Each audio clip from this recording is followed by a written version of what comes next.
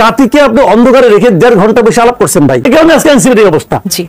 সম্পর্কের যে সমীকরণ, বৈঠকের আগে যে সমীকরণ, বৈঠকের পর সেই সমীকরণে আপনি পরিবর্তন দেখতে পেয়েছেন কিনা? বিএনপি ঘটা করে বলছে যে তারা হচ্ছে সরকারের অবিশ্বাস তৈরি হয় এমন কোনো কিছু করবে না, এই যে নমনীয়তা দেখতে পাচ্ছেন। অন্যদিকে জামায়াতের সঙ্গে এনসিপির সাথে একটু অভিমানের বিষয়টিও চলছে। পুরো সমীকরণটি নিয়ে একটু জানতে চাই, পরিবর্তন হলো কিনা? এই 13 তারিখে যে বৈঠকটা হলো না, এই বৈঠকের পর যে যৌথ যে ঘোষণাটা আসছে, বিবৃতিটা আসছে, আমার কাছে মনে হয়েছে এটা খুবই অস্পষ্ট এবং ডিপ্লোম্যাটিক ওয়ার্ডস দিয়ে মানে তৈরি করা একটা বিবৃতি। আমি তখন ভাবছিলাম যে এই বিবৃতিটা আসলে কার জন্য, কারণ ভেতরে তো দুজন কথা বলছেন, তাহলে এই বিবৃতি নিশ্চয়ই বিএনপির জন্য না, অথবা এই বিবৃতি সরকারের জন্য না, এই বিবৃতি জনগণের জন্য। তারা দুজন মিলে বসে কিছু একটা সিদ্ধান্ত উপনীত হয়েছেন, সেই সিদ্ধান্তটা কি সেটা তারা পাবলিককে জানাতে চান, এটি তো ঘটনা। তো এটা যে বিবৃতিটা দেওয়া হয়েছে, এই বিবৃতি দেখা পাবলিক কিছুই বুঝবে না, পাবলিক কনফিউজড হবে, জাস্ট কনফিউজড হবে। দেখেন বিবৃতিটাকে আমি আপনাকে পড়েই শুনি, আবার আমার কাছে আসি না, সব প্রস্তুতি সম্পন্ন। প্রথমে বলছে যে প্রধান উপদেষ্টা বলেন তিনি আগামী বছরের এপ্রিলের প্রথমার্ধের মধ্যে নির্বাচন অনুষ্ঠানের ঘোষণা দিয়েছেন। উনি কিন্তু ঘোষণা দিয়েছেন, উনি কিন্তু ঘোষণা প্রত্যাহার করেন নাই। তারপরে বলতেছেন সব প্রস্তুতি সম্পন্ন করা গেলে 2026 সালে রমজান শুরু হওয়ার আগের সপ্তাহেও নির্বাচন আয়োজন করা যেতে পারে। সব প্রস্তুতি, সব মানে কি, সব যত প্রস্তুতি আছে সবগুলো উনি সম্পন্ন যদি করতে পারেন, তাহলেও ফেব্রুয়ারিতে নির্বাচন হবে, কোনো গ্যারান্টি নাই। কিন্তু আগে সব প্রস্তুতি সম্পন্ন করতে হবে। তারপরে বলতেছেন যদি হয় তাহলে ফেব্রুয়ারিতে করা যেতে পারে, আচ্ছা নট শিওর। তারপরে বাক্যটা হলো সেক্ষেত্রে ওখানে আবার শর্ত আছে, সেক্ষেত্রে সেই সময়ের মধ্যে সংস্কার ও বিচার বিষয়ে পর্যাপ্ত অগ্রগতি অর্জন করা প্রয়োজন হবে। প্রত্যেকটা বাক্য কিন্তু আপনার অনিশ্চিত, মানে কোনো ক্লিয়ার কিছু নাই। কিন্তু তো এত আনক্লিয়ার, এত কনফিউজিং সেন্টেন্স ব্যবহার করেছেন কার জন্য? আমাদের মতো অশিক্ষিত পাবলিকের জন্য। আমরা এটা পড়ছি আর হতাশ হয়েছি। আমরা বুদ্ধি কম, বিএনপি মাথায় অনেক বুদ্ধি। বিএনপি ওই দিন থেকে ঈদের আনন্দ আরম্ভ করছে। বিএনপির ওখানে যে বলেছিলেন আমির হোসেন মাহমুদ চৌধুরী, খুবই সিনিয়র লিডার, উনি বলে বসলেন আমরা সম্পূর্ণ সন্তুষ্ট। সন্তুষ্ট শেষ নাই, সম্পূর্ণ সন্তুষ্ট তারা। এখানে ঢাকায় দেখলাম সবাই সন্তুষ্ট। সন্তুষ্ট কিসের উপর নির্ভর, আমি এটি জানতে চাচ্ছি, ওনারা সন্তুষ্ট কিসের উপর? এটা কি ভুল, মানে বিষয়টাকে ভুল মেসেজটা তাদের কাছে পৌঁছালো? না, তা না, ভুল ভাবলেন না, তা ভুল ভাবে নাই ভাই। আমি আপনি পাবলিক ভোট দেই, ভোটটা কাদেরকে দেই? ওনাদেরকে দেই। তো ওনারা আমাদের যে কম বুদ্ধিমান, এটা আপনি বিশ্বাস করেন? আমি বিশ্বাস করি না। ওনাদের বুদ্ধি অনেক বেশি, অনেক অনেক মাথার মধ্যে সব কথা বলে না তো খুলে, ভেতরে কিছু আছে যেটা আমাদের মধ্যে বলে নাই। বলছে তোমাদের বলে লাভ না, তোমরা বুঝবা না, এটা আমাদের কাছে থাক। তো আছে বুদ্ধি নিয়ে ওনারা, পেছনে কিছু আছে, সেটা কি এটা আমি আপনি জানি না। তবে 2 দিন পরে আবার একটা জায়গায় দেখলাম সালাউদ্দিন আহমেদ সাহেব একটা কথা বলছেন। উনি কি বলছেন? যে আমরা ভবিষ্যতে রাষ্ট্র পরিচালনার ক্ষেত্রে জাতি গঠনের প্রক্রিয়ায় ডক্টর মোহাম্মদ ইউনূসের অভিজ্ঞতা ও পরামর্শকে কাজে লাগানোর আগ্রহ প্রকাশ করেছি। আগ্রহটা কার কাছে প্রকাশ করছে? কার কাছে? ডক্টর ইউনূসের কাছে। কখন করলো? দেখেন পুরো যৌথ বিবৃতিটা যেটা আসছে, ওখানে কি কথা আছে? এখানে নির্বাচনটা কবে হবে এইটুকু আলাপ করতে 1.5 ঘন্টা লাগে না? এটুকু আলাপ করতে, এই সিদ্ধান্তে পৌঁছানোর জন্য তো নিশ্চয়ই তাদের মধ্যে ব্যাপক ঝগড়া দিয়েছে। আপনার কাছে কি মনে হচ্ছে মাসুদ ভাই, এই যে বিএনপি হঠাৎ করে নমনীয় হয়ে গেল সরকার?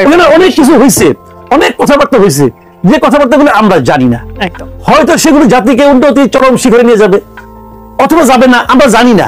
তবে আমাদের মতো পাবলিকের সমস্যা জানেন, ভূত কিন্তু আসে রাতের বেলায়, দিনের বেলা আসে না। কিন্তু যখন অন্ধকার, অস্পষ্টতা, সেখানে ভূত আসে। কিন্তু তো যেখানে অস্পষ্টতা সেখানে মানুষ সন্দেহ করে। তো আমরা তো ক্লিয়ার হতে চাই। আজকে এতদিন হয়ে গেছেন, ওইখানে কি লাভ হয়েছে? বিএনপির যে ওনারা তো কেন্দ্রীয় নেতা, ওনারাও জানেন কিনা আমার সন্দেহ আছে, কারণ আমি অনেকের সঙ্গে ব্যক্তিগত পর্যায়ে আলাপ করি, কিন্তু কেউ জানে বলে মনে হয় নাই। তাহলে কি হইলো আলাপটা? পুরো জাতিকে আপনি অন্ধকারে রেখে 1.5 ঘন্টা বসে আলাপ করছেন ভাই। আপনাদের হয়তো দলের প্রতি আনুগত্য আছে, আপনারা এটা মানলেন। আমার তো কোনো দলমল নাই, আমি তো পাবলিক। আমি কিন্তু সন্দেহ করতে চাই, এবং সন্দেহ করাটাই আমার কাজ। আমি সেই জায়গায় প্রশ্ন করছি, আপনি কি আলাপ করছেন?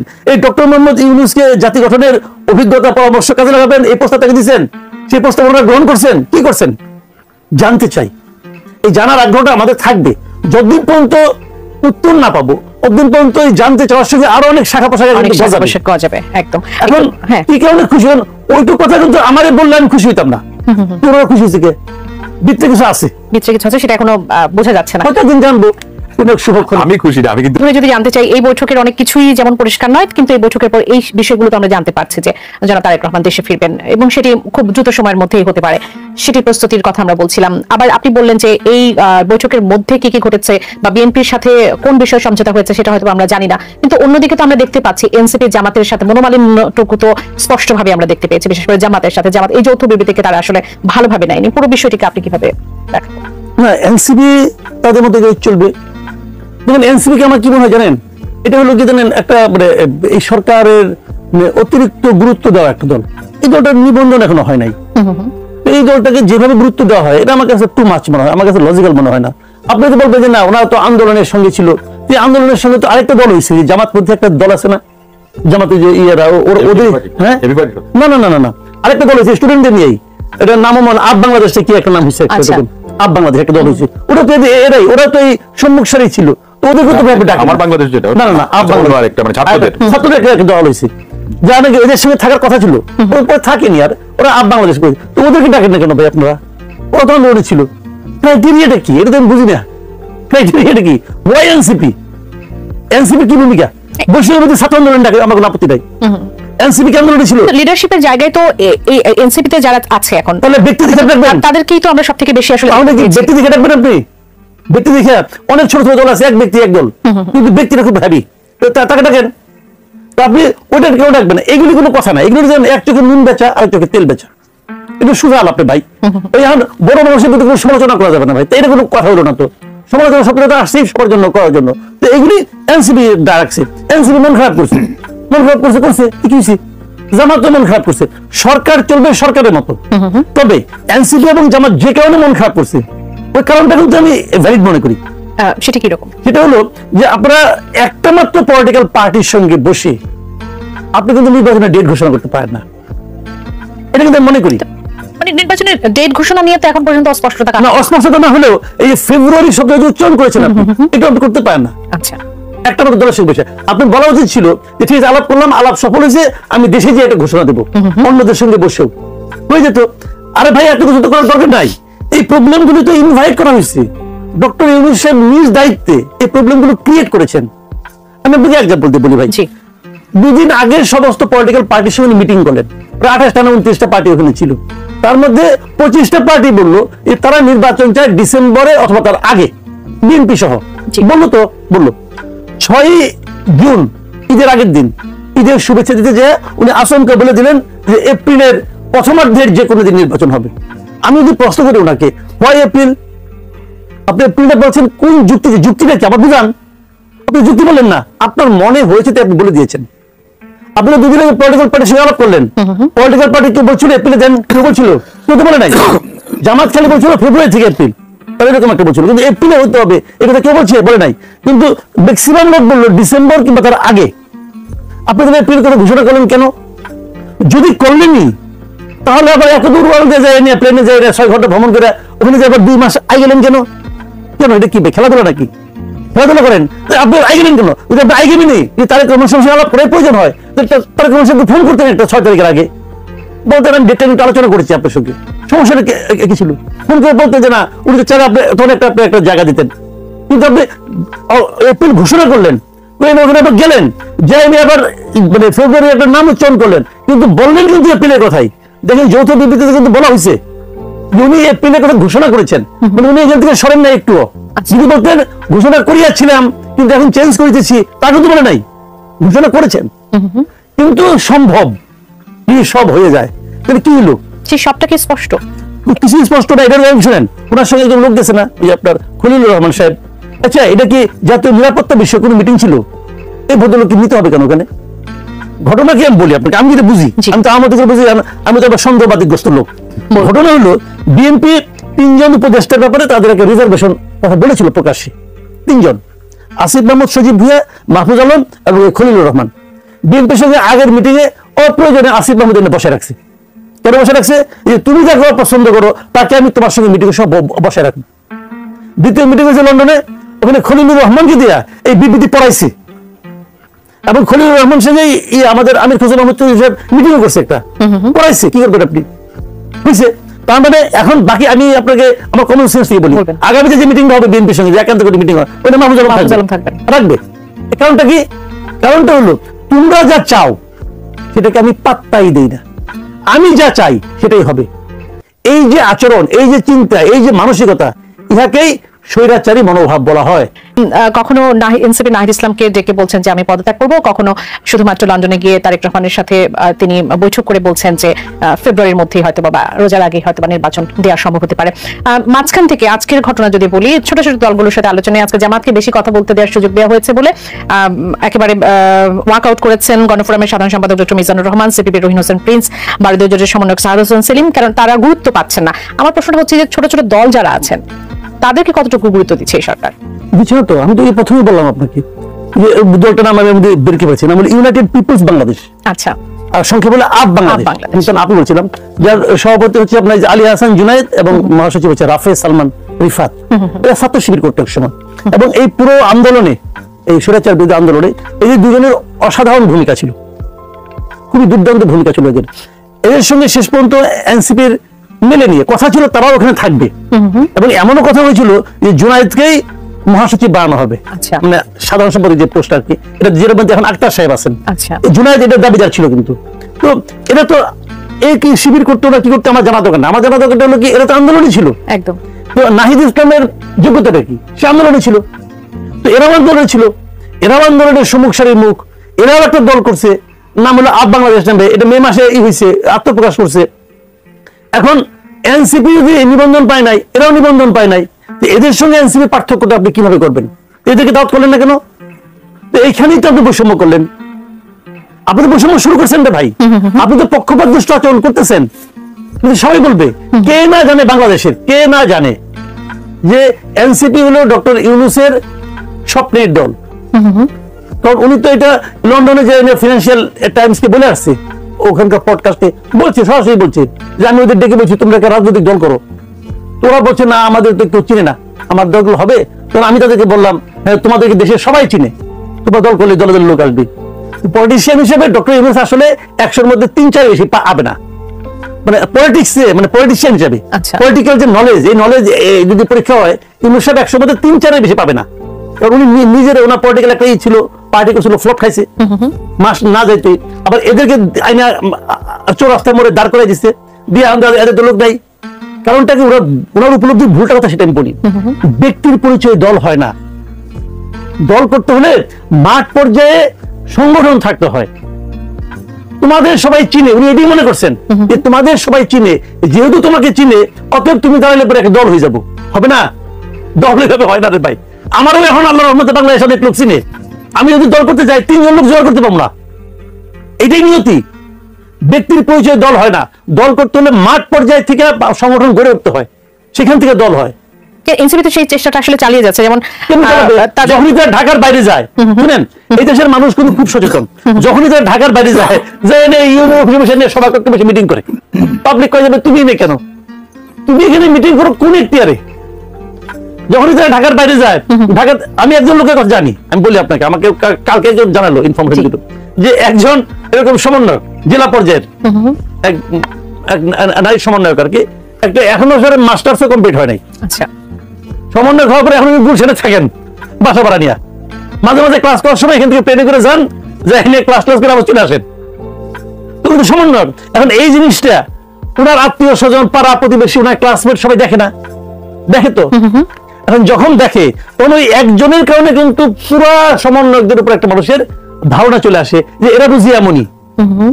যেমন আব্দুল হান্নান মাসুদ, সে নিজে বলতেছে যে আমার এলাকার সবচেয়ে দরিদ্র হলাম আমরা, সবচেয়ে দরিদ্র এমন এক গাড়িতে চলছে যে গাড়ি নাকি ওই এলাকার লোক কেউ দেখে নাই। এখন বলে আমাকে একজন ব্যবসায়ী দিছে, দিছে মানলাম, দিছে কেন দিছে? ওবায়দুল কাদের যখন নাকি আপনার বাংলা বাণিজ্যে চাকরি করতো, ও সে সাংবাদিক ছিল কিন্তু, বাংলা বাণিজ্যে চাকরি করতো, বাংলা বাণিজ্য পেছনের একটা রেস্টুরেন্টে খাইতো, বাকি রাখতো, ও গেলে কখনো আমরা যেতাম চা খাইতে, বুঝেছিলে? তখন আমরা ঢুকলে পরেই ওখানকার ইয়ে বলতো যে এই যে সব আসছে, আবার বাকি দিবে, টাকা তো দিবে না, খালি বড় বড় কথা বলে চলে যাবে, ভাই গেতো। কিন্তু সেই লোক যখন 30 লাখ টাকা দামের ঘড়ি পরে, তাকে যখন জিজ্ঞাসা করে ঘড়ি কোথায় পেলেন, ওই কি আমাকে লোকে ভালোবেসে দেয়, এখন ভালোবেসে কোথায় একটা একা দেয় না, এখন যে ভালোবেসে পড়ে আছে ওই 30 লাখ টাকা যিনি দিয়েছিল উনি কি এখন যায় তার কাছে খবর দেয়? নেয় না, কেউ নেয় না। ব্যবসায়ীরা যখন কিছু একটা দেয়, পৃথিবীর কোনো ব্যবসায়ী দেয় না, ইনভেস্ট করে। এখন ওনাদের কাছে কেন ইনভেস্ট করতেছে? হান্নান মাসুদ কেন ইনভেস্ট করে? ওই ভদ্রমহিলা যার কথা বললাম তাকে কেন ইনভেস্ট করে? কারণ ওনারা বিনিময়ে তাদেরকে কিছু পাইয়ে দিতে পারে।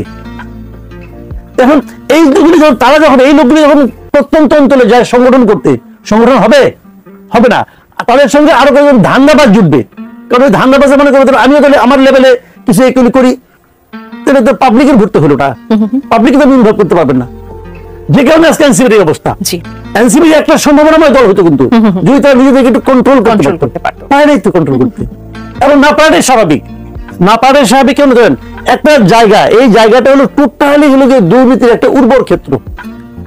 এখন এখান থেকে সে উঠে আসছে, সে তো অন্য জায়গাতে উঠে আসে না, এই জায়গাতেই উঠে আসছে, সেইটাই দেখে আসছে। সে জানে কিছু একটা খালি কোনো মতো করলেই হলো, তারপরে আর কোনো সমস্যা নাই। সবাই কম্পিটিশনে এনে গেছে। ব্যারিস্টার নাসিরউদ্দিন আহমেদ অসীম, আমরা যখন সংস্কারের কথা বলছি তখন যখন সংস্কার, সুস্পষ্ট সংস্কার আপনি বলছেন বা অনেকেই বলছে যে সুস্পষ্ট সংস্কার আসলে আমরা দেখতে পাচ্ছি না, তখন যে জন আকাঙ্ক্ষার জন্য এই গণ অভ্যুত্থান, সেই জন আকাঙ্ক্ষার পরিপ্রেক্ষিতে পরিবর্তিত রাজনৈতিক ব্যবস্থা, পরিবর্তিত রাজনীতিটা আসলে কি হতে যাচ্ছে? সংস্কার কি হবে, নাকি শুধুমাত্র নির্বাচন হলেই সব সমস্যার সমাধান হবে? সংস্কার বলে যা আছে ওটা ডিকশনারিতে আছে, এটা আবিধানিক একটা শব্দ। এই যে আপনি আমি আজকে যে আলোচনা করছি না, আপনি একটা নতুন টপিক নিয়ে কথা বলছেন, এটাই কিন্তু আপনার সংবাদ মাধ্যমের একটা নতুন সংস্করণ। আপনি গতকালকের বিষয় নিয়ে কথা বলছেন, আপনি প্রতিদিন টপিক আপনার চেঞ্জ হচ্ছে। আজ থেকে 15 দিন পরে আজকের টপিক নিয়ে আপনি আলাপ করবেন। তো নিত্যদিন কাজ করে যাওয়া দেশের জন্য, জনগণের স্বার্থে, ওটাই হলো গিয়ে সংস্কার। এটা আপনার অব্যাহত থাকবে। আমি কি ফেব্রুয়ারিতে শেষ করতে পারবো না? কোনো দিন আপনি শেষ করতে পারবেন না। সংস্কার এটা আজীবন আমৃত্যু, মনে করেন যে অনাদিকাল পর্যন্ত এটা চলবে। কেউ যদি বলেন যে আপনি প্যাকেজ করে দিলাম বা শেষ হয়ে গেল, বিচার সেম একই জিনিস, কিন্তু বিচার তো আপনাকে সবাইকে সুযোগ দিতে হবে। সবচেয়ে জঘন্যতম অপরাধী যে, তাকেও কিন্তু তার ন্যায় বিচার পেতে হবে, মানে তার ট্রায়ালটা, ফেয়ার ট্রায়ালটা পেতে হবে। আন্তর্জাতিক মানদণ্ড দিয়ে কিন্তু এই বিচার কার্য চলবে, যেহেতু সেটা আন্তর্জাতিক অপরাধ ট্রাইব্যুনাল। তো সেক্ষেত্রে কতদিনে শেষ হবে আমি আপনাকে নিশ্চিত করে বলতে পারবো? কেউ যদি বলেন যে অমুক দিন, আমি দেখেছিলাম এক আইন উপদেষ্টা, উনি মাননীয় আইন উপদেষ্টা, তিনি নিজে আইনের ছাত্র, তিনি বললেন যে অত তারিখের মধ্যে বা এই মাসের মধ্যে এটা হয়ে যাবে। এটা উনি কিভাবে বললেন? উনি তো এক্সিকিউটিভ, উনি তো আপনার জুডিশিয়ারির কেউ না। এটা তো জুডিশিয়াল প্রসেসের মধ্যে হবে, তাই না? পার্লামেন্টও বলে দিতে পারবে না কখনো যে এতদিনের মধ্যে তুমি বিচার করো। পার্লামেন্ট আইন করে প্রসিডিওর চেঞ্জ করতে পারে, দ্যাট ইজ ডিফারেন্ট। যেমন আমাদের দেশে স্পিডি ট্রায়াল আছে, কোন একটা মামলা 10 বছর 20 বছর লেগে যাচ্ছে, আপনার হচ্ছে না বিচার, কিন্তু দেখা গেছে যে সেই মামলার মতোই আরেকটা মামলাকে যখন স্পিডি ট্রায়ালে কেউ নিয়ে আসে, তখন সেটা স্বল্প সময়ের মধ্যে হয়ে যায়, সম্ভব হয়, তাই না? তাহলে ওটাও কিন্তু একটা সংস্কার। আপনার কত দিকের সংস্কার বলেন? বিচারের সংস্কার হতে হবে, আপনার প্রশাসনিক সংস্কার, পুলিশের সংস্কার, দুর্নীতির বিরুদ্ধে ড্রাইভ, কিভাবে আপনি দুর্নীতি মুক্ত সমাজ গঠন করবেন, প্রতিটা কাজই তো সংস্কার। অর্থাৎ নির্বাচনী আপনি সমাধান মনে করছেন যে এই মুহূর্তে নির্বাচনী হচ্ছে? আমি একটা কথা বলি, একটা অনির্বাচিত সরকার বেশি দিন থাকলে অনেকগুলো সমস্যা তৈরি হয়।